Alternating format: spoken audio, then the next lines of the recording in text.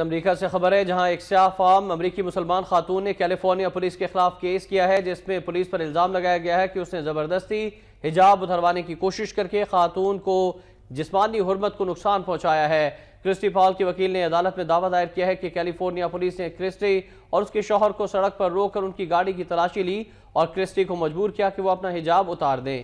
انکار پر پولیس نے زبردستی ان کا حجاب اتار دیا۔ پولیس افسران نے کرسٹی کو چھوا اور بدتمیزی بھی کی۔ وکیل کے مطابق ان کی موکلہ کے سر سے زبردستی حجاب اتارنا اور مرد پولیس افسران کا کسی خاتون کے جسم کو چھونا امریکی قانون کی کھلی خلاف ورزی ہے۔